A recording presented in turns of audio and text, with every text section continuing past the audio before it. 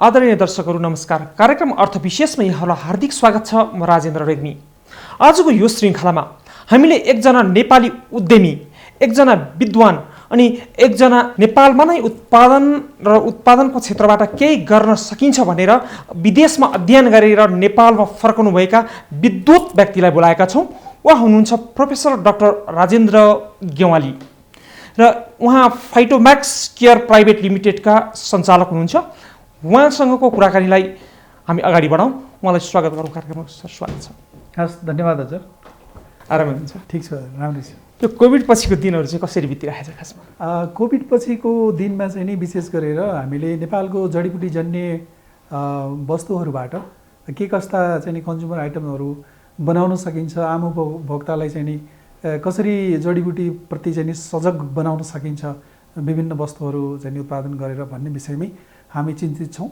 र त्यो बाहेक चाहिँ नि अलिकति चेतनावर्धक आर्टिकलहरू पनि पत्र पत्रिकाहरूमा चाहिँ नि अलिकति समय पनि मिल्ने भाव हुनाले आफ्नो रेगुलर पेसाभन्दा बाहेक र चेतनावर्धक आर्टिकलहरू पनि यही क्षेत्रमा फोकस हुने गरी मैले लेख्दै आएको छु। फाइटोम्याक्स कम्पनी यहाँले सञ्चालन गर्दै आइराख्नु भएको छ। यो फाइटोम्याक्स कम्पनीको बारेमा चाहिँ बताइदिनुहोस्। हजुर, हस्, धन्यवाद हजुर। फाइटोम्याक्स केयर प्राइभेट लिमिटेड एउटा नितान्त स्वदेशी सबै नेपाली प्राविधिज्ञहरूबाट सञ्चालित एउटा कम्पनी हो, उत्पादनमुखी कम्पनी हो। यसले नेपालका जडीबुटी जन्य स्रोतहरूलाई अधिकतम रूपमा कसरी प्रयोग गर्न सकिन्छ, नेपाली जडीबुटीहरूबाट प्रयोग गरेर आम उपभोक्ताका लागि के कस्ता वस्तुहरू उत्पादन गर्न सकिन्छ भन्ने उद्देश्यले जन्मिएको यो कम्पनी हो। यो कम्पनीले पहिलो र दोस्रो फेज गरेर आफ्नो उद्देश्यहरू निश्चित गरेको छ। र पहिलो फेजमा नेपालको जडीबुटी जन्य स्रोतबाट कस्मेटिक सौन्दर्य सामग्रीहरू उत्पादन गर्ने र क्रमशः भविष्यमा लगानीलाई बढाउँदै लगेर दोस्रो फेजमा चाहिँ नेपाली जडीबुटी जन्य स्रोतहरूबाट आम किसानहरूले जुन उत्पादन गर्नुहुन्छ, सङ्कलन गर्नुहुन्छ, त्यसबाट चाहिँ नि नेपालको न्युट्रासिटिकल र आयुर्वेदिक टाइपको प्रोडक्टहरू डेभलप गर्ने योजनामा यो कम्पनी जन्मिएको हो। र त्यही लाइनमा चाहिँ नि अहिले फर्स्ट फेजको कार्यक्रम अन्तर्गत हामीले कस्मेटिक जन्य सौन्दर्य सामग्रीहरू उत्पादन गरेर बजारमा ल्याएको अवस्था छ। नेपालको अहिलेको सन्दर्भमा हेर्ने हो भने मानिसहरूले कस्मेटिक प्रडक्ट भन्ने बित्तिकै अलिकति बढी नै चासो दिएर हेर्छन्। किनभने लगाउने बित्तिकै विशेष गरी महिलाहरूले कतै फेस पो बिग्रिने हो कि होइन। यो कम्पनीले कसरी प्रत्याभूति दिन्छ कि हाम्रो उत्पादन राम्रो छ र नेपाली उत्पादनै प्रयोग गर्नुहोस् भनेर? हाम्रो कम्पनीमा मैले सुरुमै जानकारी गराएँ, यस्ता प्राविधिज्ञहरूबाट सञ्चालित कम्पनी हो कि उहाँहरू विभिन्न क्षेत्रमा एउटा प्राविधिक रूपमा चाहिँ नि दक्षता प्राप्त गरेका र विदेशमा उच्च शिक्षा अध्ययन गरेर फर्किएका टेक्निकल्ली एकदमै साउन्ड साथीहरू हुनुहुन्छ। र उहाँहरूले गाइड गरेर सञ्चालन हुने यो कम्पनी भएको हुनाले एउटा टिम चाहिँ नि मैदानमा काम गर्ने टिम हुन्छ, जसले एब्सोल्युटली रूपमा चाहिँ नि R&D गर्छ र आफ्नै इन हाउस रिसर्च डेभलपमेन्ट र क्वालिटी कन्ट्रोलको काम चाहिँ इन हाउस टिमले गर्छ भने माथिबाट अरू जुन प्राविधिक साथीहरू हुनुहुन्छ टप लेभलमा, उहाँहरूले त्यो विषयलाई गाइड गर्नुहुन्छ। र हाम्रो 2-3टा लेयर क्वालिटी कन्ट्रोलमा मात्रै निहित रहेको हुनाले यसबाट स्पष्ट के हुन्छ भने हामीले उत्पादन गर्ने गरेका वस्तुहरू पक्कै पनि गुणस्तरीय छन् र क्वालिटी कन्ट्रोल पास गरेपछि मात्रै बजारमा निस्कन्छन्, अन्यथा निस्कँदैनन् भन्ने चाहिँ यो कुरा चाहिँ नि देखिन्छ। म स्पष्ट गर्न चाहन्छु। यहाँ आफै पनि विद्वान विद्यावारिधि गर्नुभएको छ कोरियामा गएर। के रहेछ नेपालको प्रडक्ट र विदेशको उत्पादन गर्ने प्रविधिमा कति फरक रहेछ? यस्तो छ, अब विश्वस्तरीय हामीले टेक्नोलोजीलाई हेर्ने हो भने करिब एउटा मापदण्ड विश्व स्वास्थ्य सङ्गठनले पनि तोकेको छ होइन। त्यसलाई अवलम्बन गर्दाखेरि जुनसुकै राष्ट्रमा पनि नियम झन्डै उस्तै हुन आउँछ। त्यस कारणले यदि कुनै कम्पनी कोरियामा स्थापित भए पनि नेपालमा स्थापित भए पनि यदि विश्व स्वास्थ्य सङ्गठनको एउटा मापदण्ड जुन उत्पादन गर्नुपर्ने मापदण्ड छ त्यो पालना गरेको छ भने जहाँ बनाउँदा पनि एउटै हो टेक्नोलोजीको हिसाबले। अब कुरा के आयो भने कस्तो कच्चा पदार्थ त्यसमा प्रयोग हुन्छ भन्ने कुरा हो।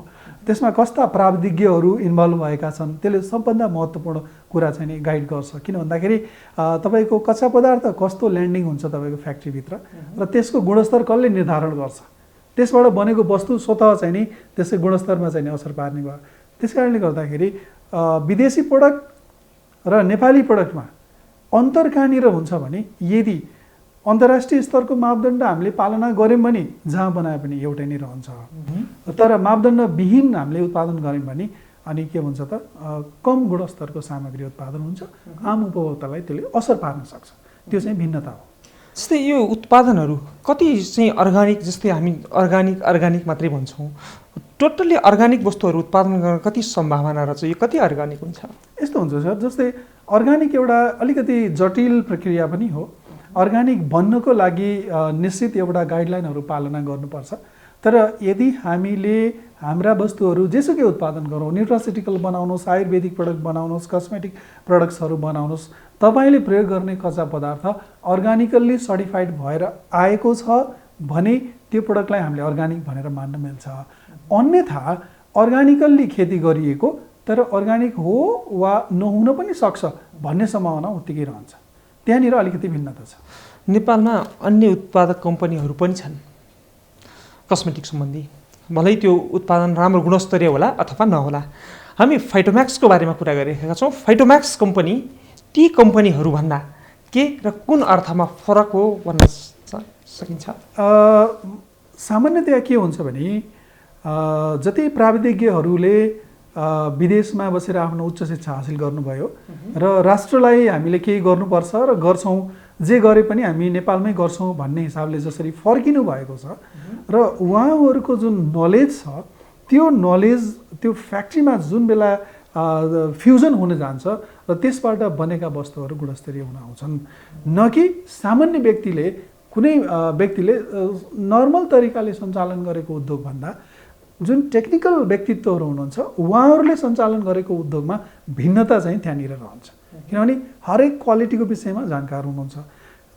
जुन रसायनहरू उहाँ प्रयोग हुन्छ, कच्चा पदार्थ, जडीबुटी, तेलहरू प्रयोग हुन्छ, त्यो विषयमा उहाँहरू विज्ञ भइसक्नु भएको छ र जसरी त्यो मिश्रण गर्ने प्रक्रिया हो त्यो विषयमा उहाँहरू जानकार भइसक्नु भएको छ। त्यस कारणले प्राविधिज्ञहरूबाट सञ्चालित यस्ता उद्योग धन्दाहरू आफ्नो सेक्टरमा, तपाईँ आइटी सेक्टरमा भन्नुहोस् अथवा हस्पिटल सेक्टरमा अथवा जुनसुकै सेक्टरमा, म फाइटोम्याक्स कस्मेटिककै कुरा गर्छु, सेक्टरमा सञ्चालन गर्ने भएको हुनाले हाम्रा प्राविधिज्ञहरू दक्ष हुनुहुन्छ र हामीले उत्पादन गरेका वस्तुहरू चाहिँ नि उच्च गुणस्तरका नेपालमै बनेका वस्तु हुन् भनेर हामीले चाहिँ आम उपभोक्तालाई एस्योरेन्स गरेका छौँ।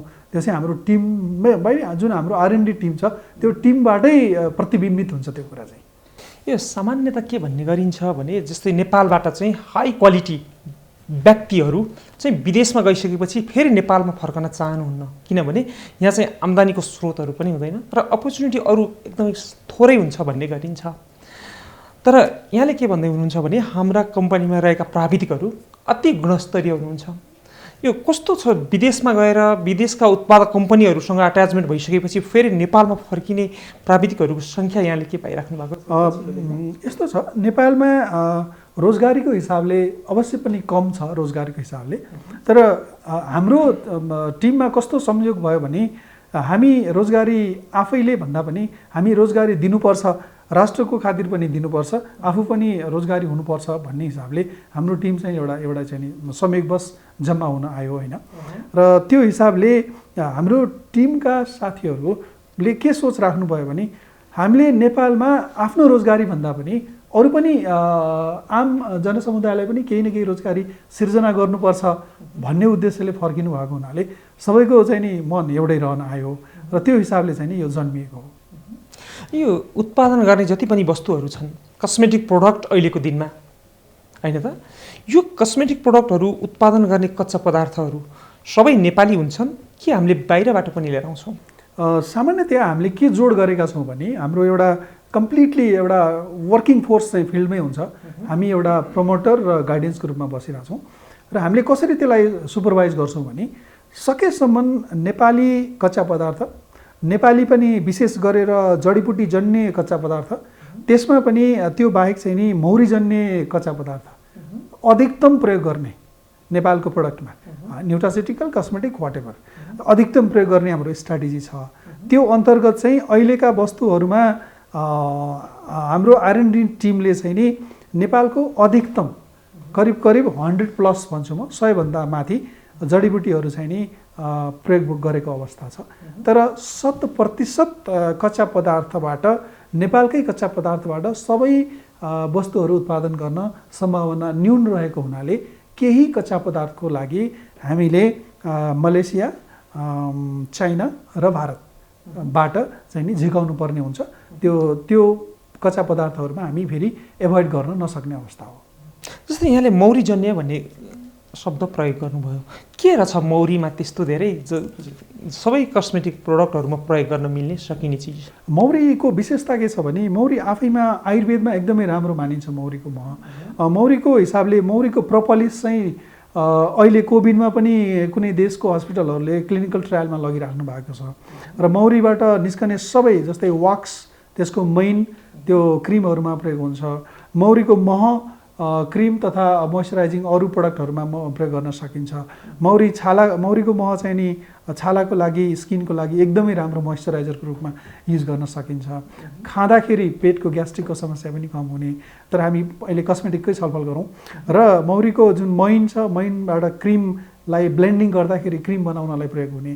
र मौरीको जुन प्रोपोलिस भनिन्छ, मौरीको जुन चोप छ, त्यो चोप चाहिँ नि विभिन्न साबुन लगायत अरू प्रडक्टहरूमा राख्दाखेरि आफैमा एन्टिसेप्टिक प्रडक्ट हो होइन, र त्यसले चाहिँ नि माइक्रो अर्गान सूक्ष्म जीवाणुहरूलाई नष्ट पार्ने प्रपर्टी राख्दो रहेछ। अर्को एउटा मौरीबाट निस्किन्छ रोयल जेली भन्ने। त्यो रोयल जेली चाहिँ नि शरीरको स्वास्थ्यको लागि असाध्यै राम्रो, छालाको लागि पनि राम्रो भएको हुनाले हाम्रो प्रायोरिटी के रह्यो भने नेपालको कुन कुन किसान दाजुभाइहरूले त्यो मौरी जन्य वस्तुहरू उत्पादन गर्नुहुन्छ त्यहाँबाट सङ्कलन गर्ने र सम्भव भएसम्म हामीले हाम्रो प्रडक्टमा मिसाउने। जति प्रडक्टमा त्यो सम्भावना हुन्छ, R&D टिम छ, त्यो टिमले गर्छ त्यो काम। हामीले चाहिँ त्यसरी सल्लाह दिन्छौँ, सकेसम्म त्यसमा मिसाउने र त्यसरी हामी उपयोग गर्ने गरेका छौँ। र यो जस्तै कम्पनीले कच्चा पदार्थहरू कलेक्सन गर्ने क्रममा चाहिँ कसरी कलेक्सन गर्छ? हामी विभिन्न ठाउँहरूमा चाहिँ कलेक्सन डिपोहरू राखेर हुन्छ कि यो मैले किन सोधिराखेका छु भने कतिपय व्यक्तिहरू आफ्नो घर छेउछाउमा भएका विभिन्न किसिमका वस्तुहरू उखाल्ने, फ्याँकिदिने अथवा मलमा लगेर मिसाइदिने यस्तो ठाउँमा देखिन्छ नि। त्यसकारण यहाँहरूले कसरी कलेक्सन गर्नुहुन्छ त्यो आम उपभोक्तालाई, आम दर्शकहरूलाई थाहा दिनुभयो भने कतै उहाँहरूले पनि उत्पादन गर्नपट्टि पो लाग्नुहुन्छ कि?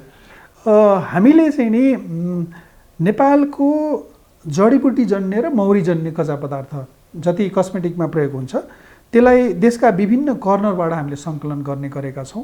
र त्यसमा हाम्रो अहिले चाहिँ नि चितवनको भरतपुरबाट सङ्कलन हुन्छ एउटा, अनि केही स्थानीय स्तरबाट सङ्कलन गर्न सम्भावना नहुनेलाई हामीले काठमाडौँबाट खरिद गर्छौँ।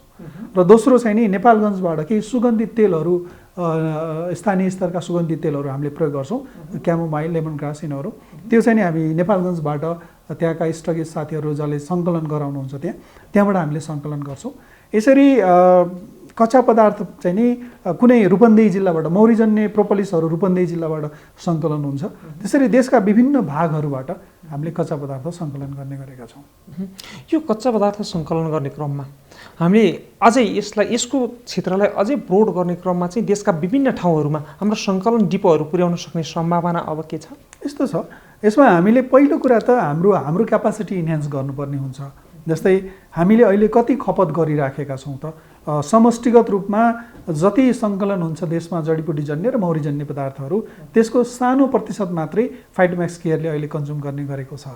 तर भविष्यका दिनहरूमा चाहिँ नि कस्तो हाम्रो टार्गेट कहाँनिर हो भने भविष्यमा नेपालको कच्चा पदार्थ नेपालमै रोक्नुपर्छ र त्यो उद्देश्यले हामी अभिप्रेरित छौँ र भविष्यमा सरले भने जस्तै त्यो लाइनमै हामी अगाडि बढ्दैछौँ।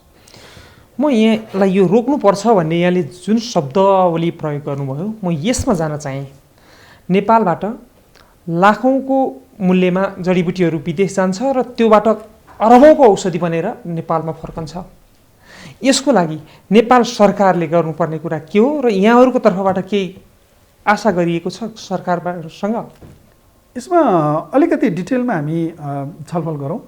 नेपालको कुल उत्पादन हुने, सङ्कलन हुने जति पनि कच्चा पदार्थ छ जडीबुटी जन्य र मौरीजन्यहरू, करिब करिब 80 देखि 85% कच्चा पदार्थको रूपमा बाहिर जान्छ र नेपालमा करिब करिब 70 देखि माथि आयुर्वेदिक कम्पनीहरू छ, उहाँहरूले जम्मा 15% मात्रै प्रयोग गर्नुहुन्छ।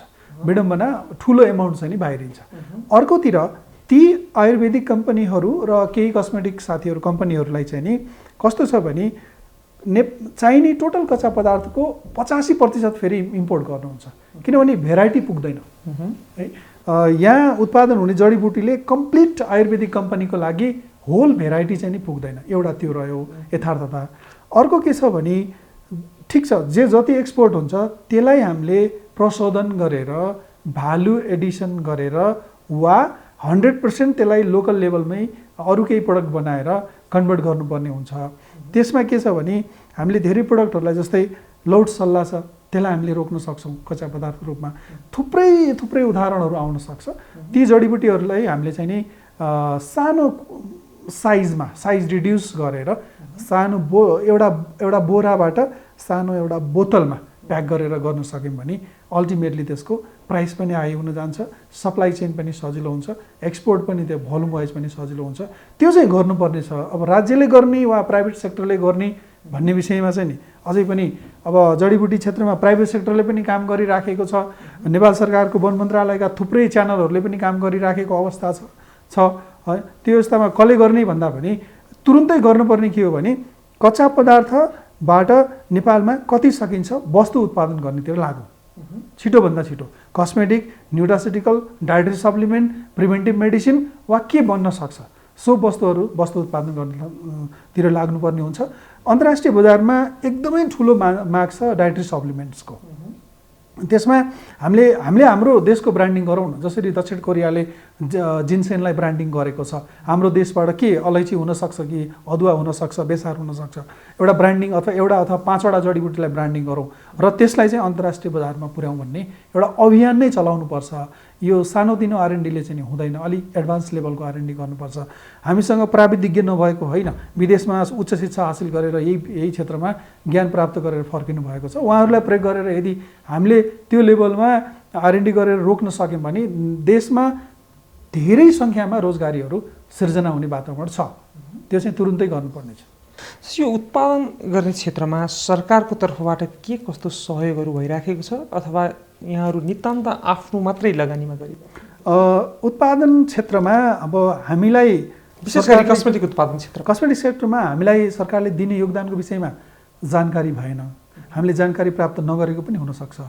तर विडम्बना अलिकति कहाँनिर छ भन्दाखेरि हामीले कस्मेटिक जन्य कच्चा पदार्थहरू इम्पोर्ट गर्दा जति हामीले ट्याक्स चाहिँ नि बुझाउनुपर्छ, ट्याक्सेसन बुझाउनुपर्छ, करिब त्यति नै ट्याक्सेसन चाहिँ फिनिस गुडको पनि छ।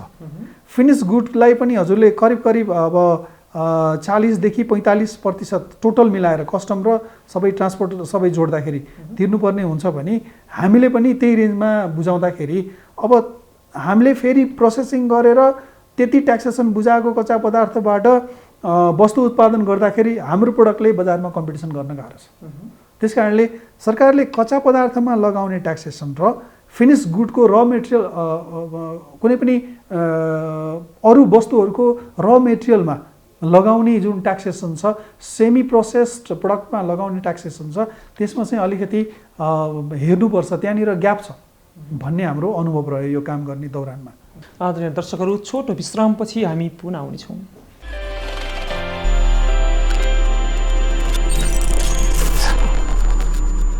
विश्रामपछि यहाँलाई पुनः स्वागत। हस्, धन्यवाद। जस्तै सरकारी सहयोगकै कुरा गरौँ न। सरकारले के गरिदियोस् र के गर्यो भने नेपालमा नै रोजगारीको थप सिर्जना गर्न सकिन्छ र अरू उत्पादनहरूसँग पनि प्रतिस्पर्धा गर्न सकिन्छ भन्ने यहाँलाई लाग्छ?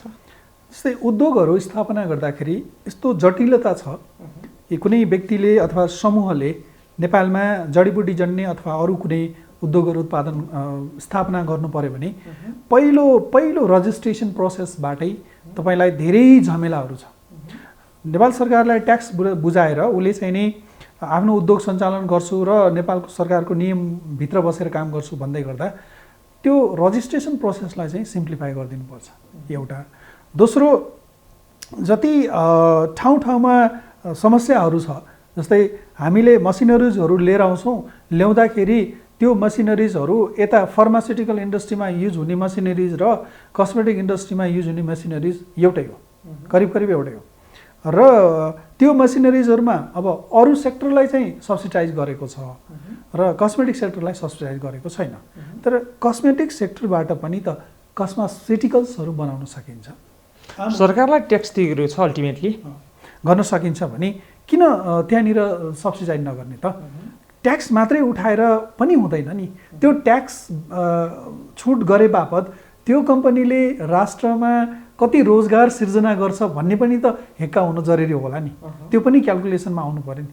त्यो गर्दाखेरि हामीले धेरैभन्दा धेरै रोजगारी सिर्जना गर्न सक्छौँ यदि उद्योगलाई अलिकति कम्फोर्टेबल जोनमा कम्फोर्टेबल तरिकाले ट्याक्सेसनको हिसाबले छोडिदिने हो भने धेरैभन्दा धेरै रोजगारीहरू हामीले सिर्जना गर्न सक्छौँ।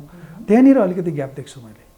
यो कस्मेटिक उत्पादन मार्फत देशमा रोजगारीको सिर्जना गर्न कति सहज रहेछ?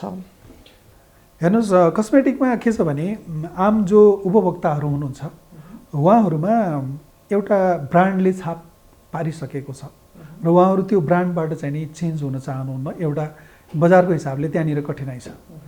दोस्रो के छ भने हामीले बुझाउनै सकिराखेका छैनौँ राम्रो के हो र नराम्रो के हो। र कस्मेटिक उत्पादनहरूमा कस्मेटिक वस्तुहरूमा यस्तो भयावह स्थिति छ, अलिकति गम्भीर भएर यो जनचेतनाको स्तरमा ल्याउन जरुरी छ। म एउटा दुईवटा दृष्टान्तहरू यहाँहरूलाई दिन्छु।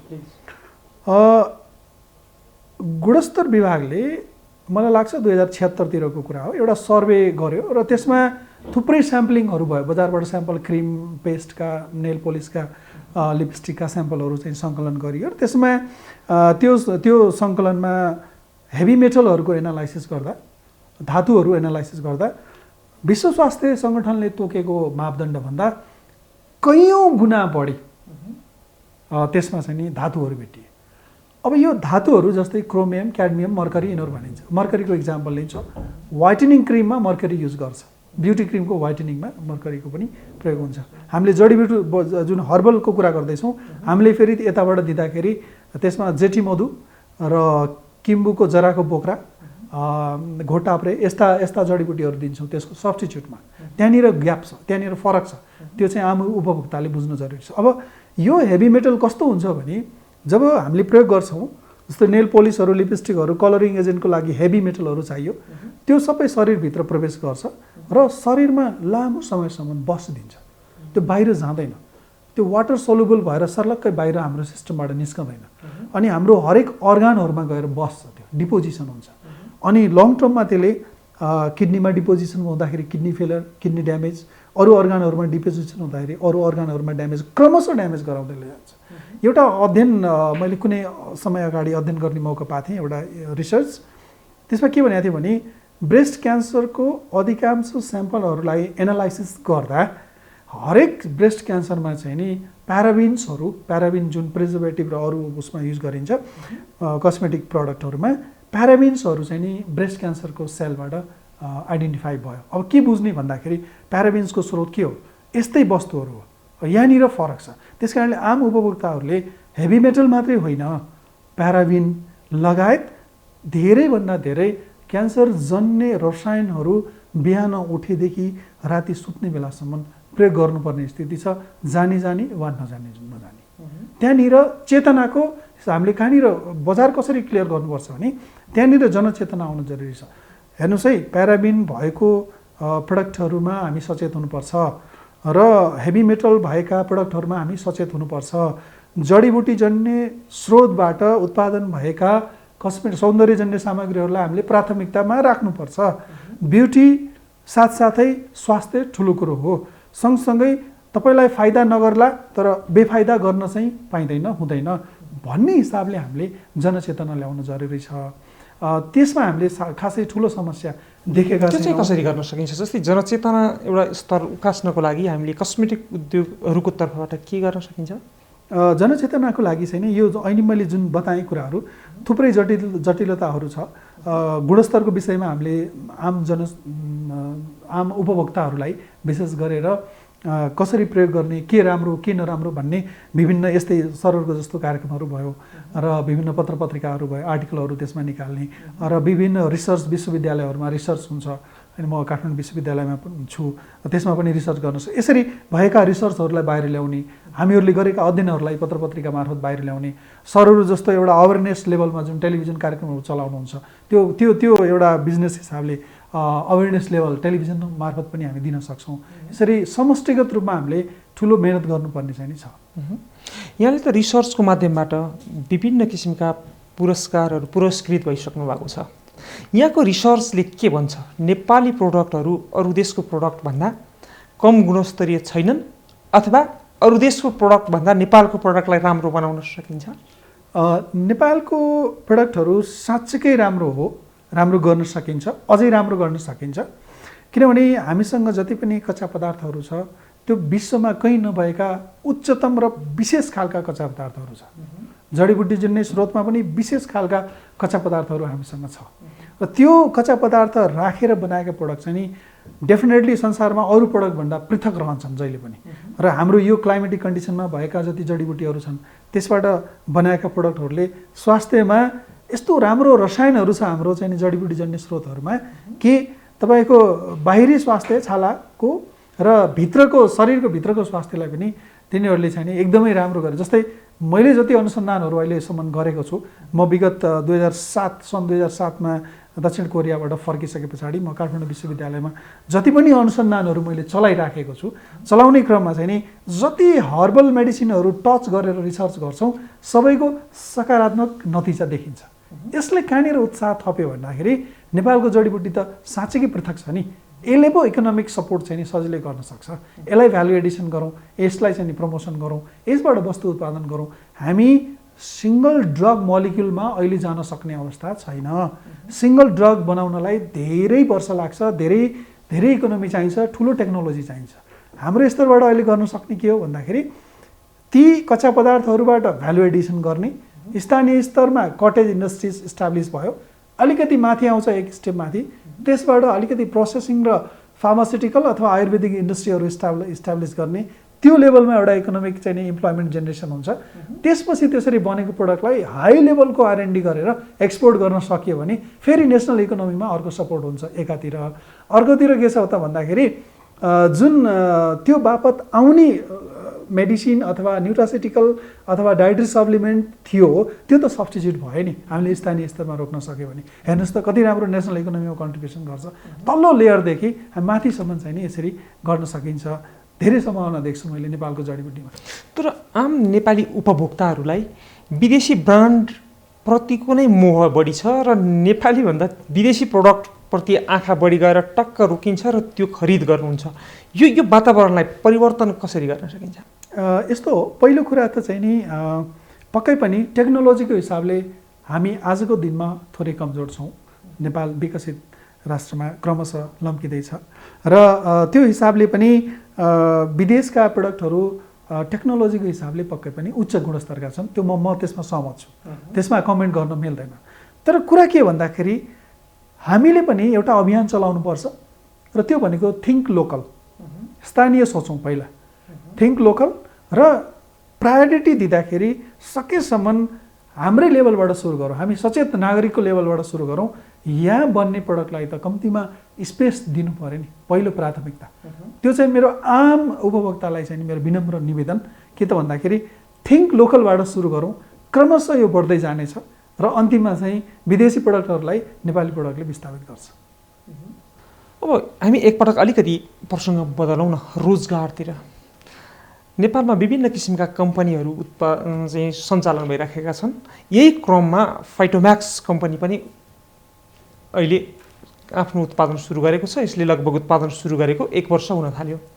कति नेपालीहरूलाई रोजगार दिइराखेका छौँ अहिले हामीले प्रत्यक्ष अथवा अप्रत्यक्ष रूपमा? हामीले आजको डेटमा जुन फ्याक्ट्री सञ्चालन छ चितवनमा, त्यसमा करिब 25 जना प्रत्यक्ष रूपमा रोजगारमा हुनुहुन्छ भने अप्रत्यक्ष रूपमा हामीले विभिन्न अरू कम्पनीहरूको पनि ब्यानरमा उत्पादन गर्ने गरेका छौँ अथवा हाम्रो स्टकहरू मार्फत पनि स्टकमा त्यो म आउँछु त्यसमा। र अरू कम्पनीहरूको लागि पनि हामीले उत्पादन गर्ने गरेका छौँ। त्यो नेटवर्क हेर्दाखेरि टोटल समष्टिगत देशव्यापी रूपमा त्यसमै डिपेन्डेन्ट भएर अरू नेटवर्कहरू हेर्दाखेरि करिब हामी 5 देखि 7 हजारको त्यो इन्डाइरेक्टली जुन जुन जोडिनु भएको छ त्यसलाई नै रोजगारी मानेर जोडिनु भएको छ देखिन्छ भने अर्कोतिर देशको हाम्रो विभिन्न ठाउँहरूमा हामीले स्टक राखेका छौँ। जस्तै हामीले फार्मास्युटिकल सेक्टरको एउटा स्टक छ, ब्युटी पार्लर सेक्टरको अर्को एउटा स्टक छ। त्यसरी च्यानल हाम्रो आफ्नै मार्केटिङको च्यानल छ। त्यो च्यानल मार्फत पनि हामीसँग करिब करिब 50 देखि 100 जना त्यसमा पनि आबद्ध हुनुहुन्छ। कसैले फार्मास्युटिकल सेक्टर कम्प्लिटली ह्यान्डल गर्नुहुन्छ, कसैले beauty parlour sector completely handle गर्नुभएको छ, कसैले ट्रेडिसनल सेक्टर कम्प्लिटली ह्यान्डल गर्नुभएको छ। त्यसरी हेर्दाखेरि चाहिँ नि समष्टिगत रूपमा अहिले हामी सानै छौँ, क्रमशः रोजगारी चाहिँ नि बढ्दै जान्छ, हाम्रो क्यापासिटी पनि इन्हान्स हुँदै जान्छ। त्यो नै हाम्रो स्ट्राटेजी हो। यहाँ एकजना विद्वान पनि हुनुभएको नाताले विदेशी विश्वविद्यालयमा अध्ययन गरेर र अध्यापन पनि अहिले गरिराख्नु भएको नाताले एउटा फाइटोम्याक्सभन्दा पृथक प्रश्नको जवाफ दिनुहोस् त। जस्तै नेपालमा रोजगारी सिर्जना गर्न सक्ने सम्भावनाहरू कति रहेछन् र नेपालबाट रोजगारीको सिलसिलामा विदेश जाने युवाहरूलाई यहाँले के भन्न चाहनुहुन्छ? नेपालमा जस्तै हामी फर्किने क्रममा चाहिँ नि हामीसँग कुनै रोजगारी थिएन, हामी खाली हात फर्केको हो। यहाँ आइसके पछाडि आफ्नो ठाउँमा हामीहरू आबद्ध भयौँ र क्रमशः उद्योगमा आउनुपर्छ, अनुसन्धानको नलेज उद्योगमा जानुपर्छ र उद्योगको नलेज चाहिँ उपभोक्तासम्म जानुपर्छ भन्ने उद्देश्यले हामी अभिप्रेरित भएको हुनाले र त्यहाँबाट चाहिँ नि हामीले डे 1 देखि नै एक्सर्साइज गऱ्यौँ। अब कुरा आयो रोजगारीको। त्यसो हुनाले जसरी हामीले हामी जस्ता थुप्रै साथीहरू हुनुहुन्छ, यहाँ कोही अरू विश्वविद्यालयहरूमा पनि हुनुहुन्छ, थुप्रै साथीहरू। हरेकले गर्नुपर्ने के हो भन्दाखेरि सम्भावना भएसम्म लगानीको पनि कुरा होला र आफ्नो नलेजलाई त्यसलाई भ्यालुमा कन्भर्ट गरौँ, प्रडक्टमा कन्भर्ट गरौँ र सानो जुन लेभलमा सकिन्छ, कटेज इन्डस्ट्री भयो भने सानो लेभलको रोजगारी सृजना भयो, अथवा नेसनल लेभलको इन्डस्ट्रीमा जाने हो भने अलिकति ठुलो लेभलको चाहिँ नि रोजगारी सृजना भयो। र मैले कुरा गर्नुपर्दा जडीबुटीको कुरा गर्छु विशेष गरेर, मेरो आफ्नो क्षेत्र पनि त्यही भएको हुनाले। त के छ भन्दाखेरि त्यसमा हेर्नुहोस्, जडीबुटीको रोजगारी चाहिँ नि ग्रामीणबाट सुरु हुन्छ, ग्रामीण परिवेशबाट सुरु हुन्छ, जहाँ किसानहरूले खेती गर्छन् वा जङ्गलबाट सङ्कलन गर्छन् र सिर्जना त्यहाँबाट रोजगारी सिर्जना भएको छ। मात्र के गरिदिनु पर्यो, त्यसलाई हामीले किनिदिनु पर्यो र भ्यालु एडिसन गरेर त्यसको प्रडक्ट बनाइदिनु पर्यो। त्यस कारणले लोकल लेभलमा रोजगारीको एउटा लेयर छ। त्योभन्दा अलिकति माथि आउँदाखेरि त्यसलाई जति सप्लाई चेनमा इन्भल्भ हुनुहुन्छ ट्रेडर साथीहरू, उहाँहरूको रोजगारीको कुरा त्यसबाट जेनेरेट भइराखेको छ। त्यसपछि अलिकति प्रोसेसिङ लेभलमा जाँदाखेरि त्यसलाई फार्मास्युटिकल इन्डस्ट्रीले लगिरहेछ, त्यहाँनिर रोजगारी छ। त्यसमा जडीबुटी प्रशोधन इन्डस्ट्रीहरूले लगाएको छ, त्यहाँनिर रोजगारी छ। कस्मेटिक इन्डस्ट्रीहरूले लगिरहेछ, त्यहाँनिर रोजगारी छ। क्रमशः हेर्दै जाँदाखेरि धेरै एउटा यस्तो च्यानल छ, अनि लार्ज स्केलमा चाहिँ हामी रोजगारी सिर्जना गर्न सक्छौँ। तर यसलाई चाहिँ नि अहिले यतिले पुग्दैन, हामी स्पिडअप गर्नु जरुरी छ। स्पिडअप भनेको टेक्नोलोजीको पार्ट चाहिँ हामीले स्ट्रेन्थनिङ गर्नैपर्छ तुरुन्तै। टेक्नोलोजीलाई स्ट्रेन्थनिङ गऱ्यौँ भने रोजगारी चाहिँ नि प्रशस्त रोजगारी र विदेशमा भएका साथीहरू चाहिँ नि तुरुन्तै जडीबुटीजन्य पदार्थहरू, जडीबुटीजन्य स्रोतहरूलाई खेती गर्न भनेर उहाँहरू फर्किनुहुन्छ। त्यो सम्भावना छ।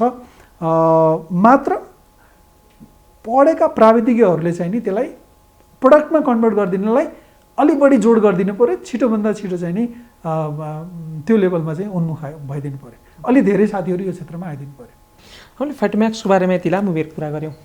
यहाँले अहिले सम्झना गर्न लायक हाम्रा उत्पादनहरूको केही उत्पादनहरूको नाम भनिदिनुहोस् न, किनभने आम उपभोक्ताहरूले के उत्पादन गर्ने रहेछ त फाइटोम्याक्स त्यो जान्न खोजिराख्नु। फाइटोम्याक्स केयर हामीले कुन अवधारणाले बनायौँ भन्ने मैले प्रश्न पारिसकेँ। जडीबुटीजन्य स्रोतबाट सौन्दर्यका सामग्रीहरू पहिलो फेजमा, क्रमशः चाहिँ नि न्युट्रासिटिकल र आयुर्वेदिक। र अहिले सरले भने जस्तै हामीले सम्झना गर्नुपर्दाखेरि जस्तै हामीसँग जडीबुटीजन्य स्रोतबाट बनेका फेस वासहरू छन्, फेस स्क्रबहरू छन्, हेयर ट्रिटमेन्ट क्रिमहरू छ, स्याम्पू छ, कन्डिसनर छ, नाइट क्रिम छ र एन्टी ब्लिमिस क्रिम भनेको यो दागहरू, फेसको दागहरू हटाउने क्रिम छ। अनि साबुन छ, अघि मैले निवेदन गरेँ जस्तै प्रोपोलिसको बेसको साबुन पनि छ, अनि अर्को नर्मल अलोभेराको बेसको साबुन छ, विभिन्न खाले 6-7वटा ब्रान्डको साबुनहरू पनि छ। त्यसै गरेर यो अलोभेराको जेल पनि हाम्रो उत्पादनमा पर्छ। त्यसै गरेर हेयर ट्रिटमेन्ट क्रिम लगायत अरू थुप्रै प्रडक्टहरू छ। अहिलेसम्म हामीले चाहिँ नि नगरेको भनेको कलर कस्मेटिक्स चाहिँ नि सम्भावना अहिले रहेन, त्यो हामी क्रमशः डेभलप गर्ने फेजमा छौँ। यहाँहरूको अब आउने कस्मेटिक भन्दा फरक पृथक उत्पादन पनि हुन्छ, यहाँले अघि जोड्नुभयो। के उत्पादन आउन सक्छ कस्मेटिक भन्दा पछाडि चाहिँ आम उपभोक्ताले के आशा गरेर बस्नु? कस्मेटिक पछाडि चाहिँ नि अब देशको आवश्यकता, हामीले जडीबुटीलाई देशमै रोक्नुपर्छ भन्ने उद्देश्यले अभिप्रेरित भएको हुनाले हामीले आयुर्वेदिक जन्य अथवा जडीबुटी जन्य न्युट्रासिटिकल, डायट्री सप्लिमेन्ट्स र आयुर्वेदिक औषधिहरू ल्याउने सोचमा छौँ। त्यो चाहिँ नि हामीलाई भविष्यमा सबै चिजले गाइड गर्दै लैजानेछ। त्यसको केही कामहरू चाहिँ नि सकिसकेको अवस्था छ र छिट्टै त्यो हामीले प्रोजेक्ट अगाडि सार्ने क्रममा चाहिँ नि आम उपभोक्तालाई हामीले जानकारी गराउँछौँ र अब त्यो बन्ने प्रडक्ट चाहिँ नि 100% नेपाली जडीबुटीबाट बनेका 100% हर्बल प्रडक्ट हुनेछन्। आम उपभोक्ताहरू जो हुनुहुन्छ अहिले टेलिभिजन हेरेर बसिराख्नु भएको, उहाँहरूलाई नेपाली प्रोडक्टप्रति र यहाँको तर्फबाट दिनुपर्ने सन्देश के हुन सक्छ? अब यसमा के छ भन्दाखेरि मेरो एकदम विनम्र निवेदन, सबै विदेशी प्रडक्ट भन्दैमा त्यो पनि राम्रो हुन्छ भन्ने ग्यारेन्टी हुँदैन र सबै स्थानीय स्तरको प्रडक्ट भन्दैमा त्यो पनि त्यत्तिकै थिङ्क लोकल भनेर भन्न पनि इन्करेज गर्न मिल्दैन। त्यस कारणले क्वालिटी प्रडक्ट खोजौँ।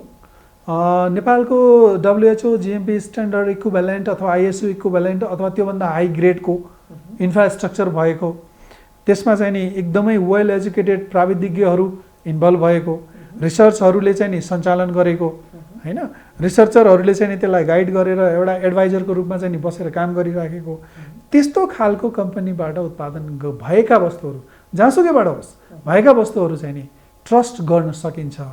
त्यस कारणले सकेसम्म नेपाली वस्तुहरूलाई, नेपालमा उत्पादन भएका सौन्दर्यजन्य वस्तुहरूलाई चाहिँ नि माया गरौँ र नेपाली कच्चा पदार्थलाई नेपालमै रोकौँ र रोजगारीको सृजना हामीले हाम्रै हातबाट सकेसम्म हामीले नै वृद्धि गर्नलाई सधैँभरि त्यसमा चाहिँ नि कटिबद्ध रहौँ भन्ने म हार्दिक निवेदन गर्न चाहन्छु।